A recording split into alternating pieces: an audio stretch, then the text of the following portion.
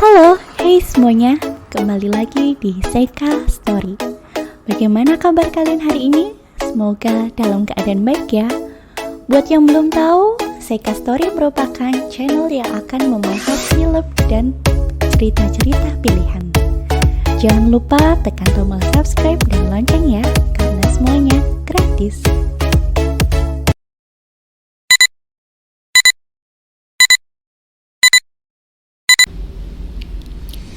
Kali ini kita akan membahas salah satu kisah perampokan terbesar sepanjang sejarah.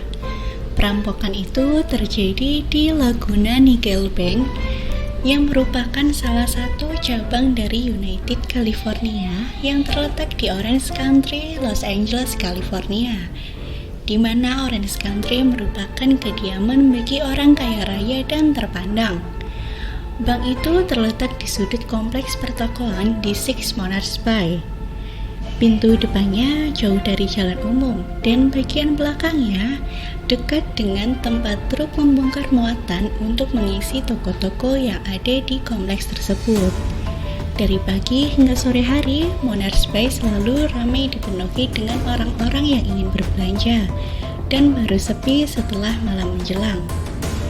Pada hari Senin 27 Maret 1972 pagi, seperti biasanya para pegawai bank datang untuk bekerja. Seorang karyawan pun memutar cakra angka kombinasi untuk membuka pintu ruang besi yang didesain khusus untuk bank itu. Namun pintu bergeming. Ia mencoba lagi dan bergeming lagi. Dan hingga percobaan yang ketiga, ia melaporkan hal tersebut kepada atasan. Manajer pun segera meminta tolong kepada bank lain untuk menghandle dulu dana yang perlu dikeluarkan pada hari itu. Dan ia juga melaporkan hal itu kepada pusat, yaitu United California Bank, dan seorang ahli kunci pun didatangkan. Ahli kunci itu mencoba dengan segenap kemampuan yang dimilikinya, namun lagi-lagi gagal. Hingga pada tengah hari, akhirnya ia pun menyerah. Pihak bank akhirnya memutuskan untuk masuk dengan menjebol atap ruang besi itu.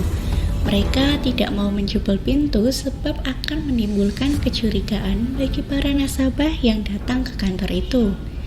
Dengan hati-hati, sang pandai besi pun menaiki atap dan merangkak untuk mengecek keadaan. Sebelum tiba di atas ruang besi, ia sudah merasa ada ketidakberesan karena didapati bongkahan-bongkahan beton, karung-karung yang rusak, potongan-potongan logam, serta tampak juga sebuah lubang menganga yang dibuat oleh manusia. Dari lubang itu pun ia mengintip ke dalam, dan terlihatlah lagi-lagi sebuah tempat penyimpanan barang berharga yang sudah kosong tak bersisa. Ia pun bergegas turun untuk melaporkan kepada pihak bank. Polisi dan FBI pun segera dihubungi. Setelah melakukan pemeriksaan, agen FBI menemukan dinamit yang digunakan untuk membuat lubang di atap ruang besi itu. Selain itu, ditemukan juga alat penghisap udara, potongan-potongan bor, serta tangga yang ternyata adalah milik salah satu gereja yang letaknya tak jauh dari sana. Benda-benda itu pun segera disita untuk dijadikan barang bukti. Penyelidikan pun dilanjutkan dengan mengumpulkan informasi dari para karyawan, para nasabah, pengantar barang, serta orang-orang yang sering pergi ke kompleks pertokoan itu. Pertanyaan yang diajukan antara lain, apakah kamu melihat atau mendengar sesuatu yang tidak biasa dari Laguna Niguel pada hari Minggu kemarin?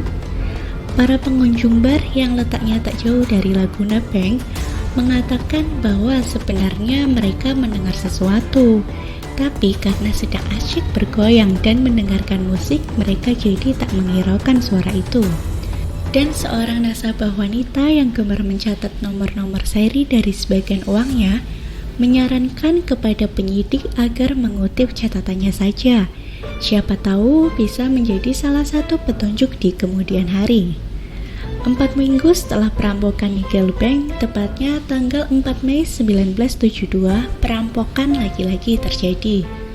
Peristiwa itu terjadi di Second National Bank of Warren yang letaknya kira-kira 3.000 km dari Orange County. Cara yang digunakan pun sama dengan perampokan yang terjadi di Nigel Bank. Kerugian yang dialami sekitar 430.000 dolar Amerika atau sekitar 6 miliar rupiah. Melihat hal itu, FBI menduga bahwa ini dilakukan oleh orang-orang yang sama.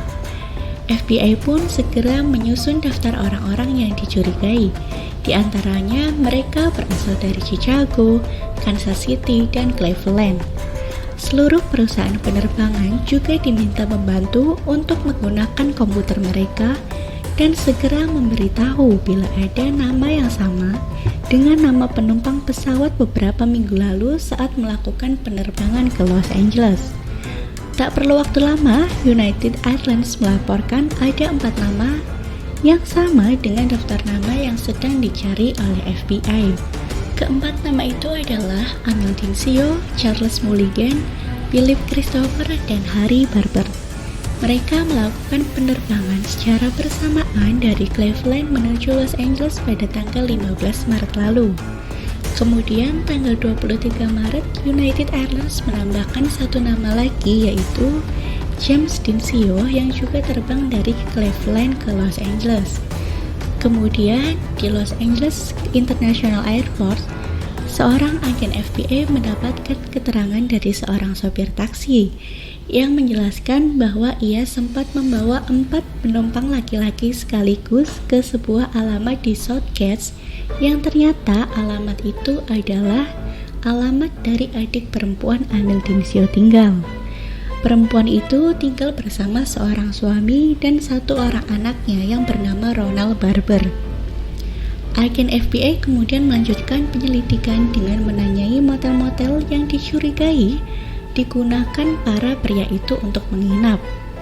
Salah satu pemilik motel bernama Jack Carnes menyebutkan bahwa ia pernah menerima tamu bernama Tuan dan Nyonya Dinsio serta Charles Mulligan pada bulan awal Maret lalu. Dari catatan motel itu diketahui bahwa Dinsio melakukan panggilan ke sebuah nomor di Tustin, California. Setelah ditelusuri, nomor itu ternyata milik Dawson. Sehari kemudian, agen FBI mendatangi rumah Dawson. Ketika diajukan beberapa pertanyaan tentang Mulligan dan perampokan di Nigel Bank, ia menjadi gemetar. Meskipun sebenarnya ia juga tak mengetahui apa penyebab dari perampokan itu. Ternyata yang menyebabkan ia gemetar adalah Mulligan merupakan teman semasa sekolahnya dan masuk angkatan udara bersama-sama dengan Dawson. Setelah 4 tahun di angkatan udara, kemudian Dawson pindah ke angkatan laut dan sejak saat itulah ia tak lagi mengetahui perjalanan hidup kawan lamanya. Namun, pada tanggal 20 Februari lalu, Mulligan menelpon Dawson dan mengajaknya untuk bertemu di Lionwood Motel dan minum-minum hingga tengah malam. Kemudian, 3 minggu berikutnya, yaitu pada tanggal 9 Maret, mereka bertemu lagi. Mulligan menitipkan Oldsmobilnya dan memaksa ditaruh di garasinya saja. Awalnya Dawson tak menginginkan hal itu, namun karena dipaksa oleh Mulligan, akhirnya ia pun menyetujui bahwa Oldsmobilnya boleh dititipkan di garasinya. Dan sebagai barang buktinya, ia bersedia untuk membantu FBI. Saat percakapan dengan FBI masih berlangsung, telepon Dawson berdering. Ternyata yang menelponnya adalah Mulligan yang ingin mengambil Oldsmobile yang dititipkannya. FBI pun cepat-cepat meminta izin ke kantor pusat untuk segera menggeledah Oldsmobile Mulligan yang ada di garasi Dawson sekarang. Di balik karpet yang menutupi lantai mobil, ditemukan peralatan perampokan, radio 2 arah, senapan, sarung tangan coklat, serta bubuk cabai supaya anjing pelacak enggan mengendus-ngendus TKP. Selain itu, 3 uang emas yang masih terbungkus plastik turut ditemukan. Pada saat yang sama, detektif lain pun menciduk Mulligan yang sedang mengobrol bersama Dawson. Celakanya, penangkapan itu disiarkan oleh berbagai wartawan di surat kabar, sehingga tersangka lain yaitu Harry Barber berhasil kabur dulu dan belum bisa ditemukan hingga beberapa waktu ke depan. Tersangka lain, Philip Christopher, Amil Dinsio, dan James Dinsio mengira bahwa mereka cukup aman. Namun mereka salah. Ternyata sidik jari mereka ditemukan di sebuah piring milik apartemen di dekat Laguna Niguel yang pernah mereka sewa pada tanggal 6 Maret lalu, yaitu tepatnya 20 hari sebelum perampokan terjadi. Kemudian tanggal 20 Juni 1972, agen FBI mendekati apartemen Christopher dengan hati-hati. Mereka khawatir maling kelas ulung tersebut telah bersiap untuk menembak. Christopher ditemukan di dalam kamarnya sedang bersama wanita yang ternyata juga tinggal bersamanya. Di lemari